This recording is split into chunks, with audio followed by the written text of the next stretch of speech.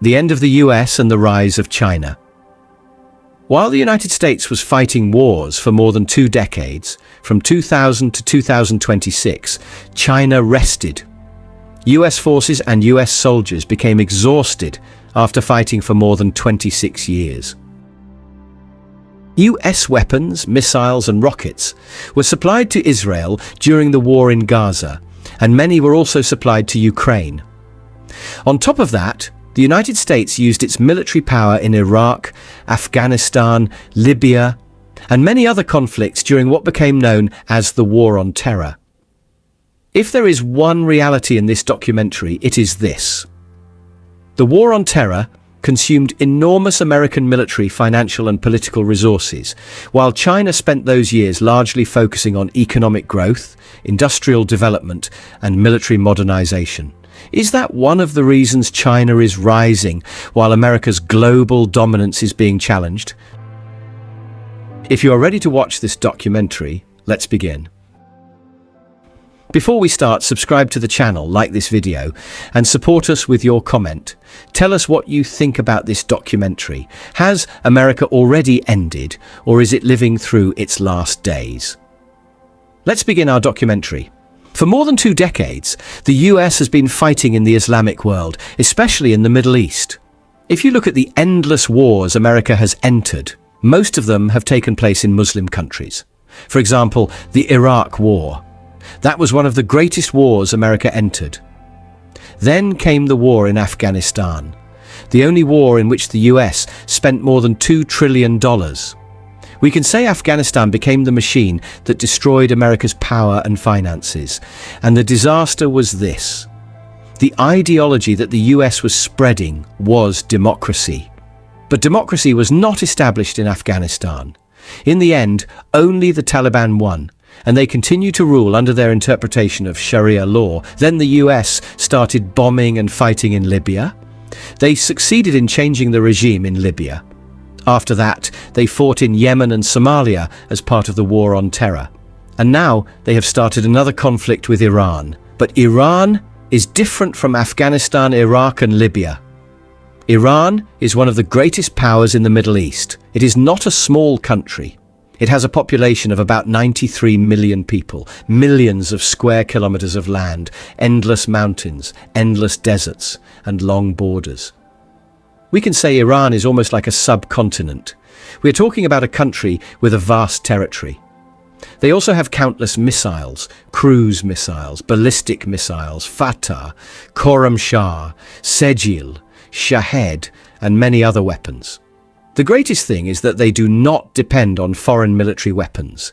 They produce their own weapons. There is a huge difference between a country that manufactures its own weapons and a country that imports them from somewhere else.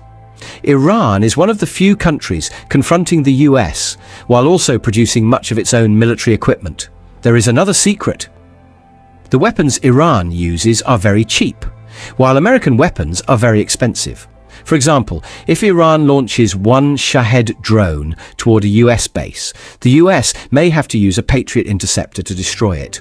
The price of one Patriot interceptor can be at least $4 million, while the price of one Shahed drone is only about $20,000. Can you imagine that? To destroy a $20,000 drone, you have to use a $4 million missile. That is an unbalanced war. While the US spends trillions of dollars, Iran spends only thousands on some of its weapons. It is also much harder to produce American weapons. It can take months or even years, while Iran can produce thousands of drones in a short period of time and use them almost immediately. The Israel loop in America. For decades, endless decades, the Israeli government has depended on US military power, technology, and everything in between. When you look at Israel and the US, it almost feels like they're the same country. There's no difference in how they operate with each other. US leaders respect Israeli leaders, and they always steer clear of conflict. Because of that, Israel has pushed forward with everything they can do, driven by scripted goals and Torah ideology. They have a vision to build a government stretching from the Nile River to the Euphrates River, They want to rebuild Solomon's temple, and they're searching for the Ark of the Covenant. They're searching for everything. Meanwhile, the US acts purely out of political and governmental interests, while Israel does whatever it takes to reach its scriptural and Torah goals.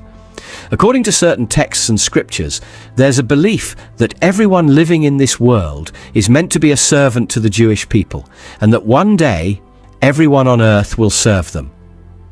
That's the reality they operate under, and that's the mindset they hold as they work toward that ultimate goal. Because of this, Israel has taken every weapon they possibly could from the US, leaving American stockpiles running low. And when the war with Iran started, the US poured in millions, billions, really trillions of dollars without ever reaching their goal. The greatest cost of war. When politicians speak about war, they speak about strategy, military objectives, national security, and victory. But the people who pay the highest price are rarely the politicians. They are ordinary families. For more than 20 years, Iraq, Afghanistan, and other battlefields witnessed destruction on a scale that changed entire generations. Millions of civilians were caught in the middle of armed conflict. Homes were destroyed, schools were damaged.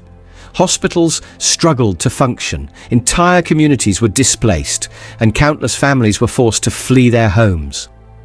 Behind every military operation were ordinary people who had no control over the decisions being made. Parents buried their children. Children grew up without their parents. Many people spent years living in refugee camps, uncertain whether they would ever return to the homes they had lost. Independent investigations and humanitarian organizations have documented that large numbers of civilians, including many children, were killed during these conflicts. Some died in airstrikes. Others were caught in crossfire, suicide bombings, or fighting between different armed groups. Regardless of who fired the weapon, the result for those families was the same: lives that could never be rebuilt. In Afghanistan, children were born into a country already at war. Some reached adulthood without ever experiencing a single year of peace. Many knew the sound of helicopters and explosions before they learned to read and write. Their childhood was shaped not by classrooms and playgrounds, but by checkpoints, fear and uncertainty. Iraq experienced years of conflict that left deep scars across the country. Families that had lived together for generations found themselves separated by violence and displacement. Entire neighborhoods were transformed by war, and rebuilding them has taken many years.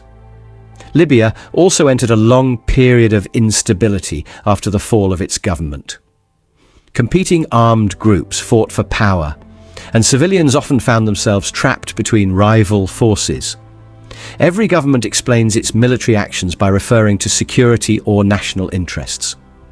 Every side believes it has reasons for fighting, but for the civilians living beneath the bombs and bullets, those political arguments offer little comfort. The true measure of war is not only the territory gained or lost, it is measured by empty homes, grieving parents, injured children, and generations that must live with the consequences long after the fighting ends. History will continue to debate the political and military success of these wars, but one reality is difficult to deny: the human cost was immense.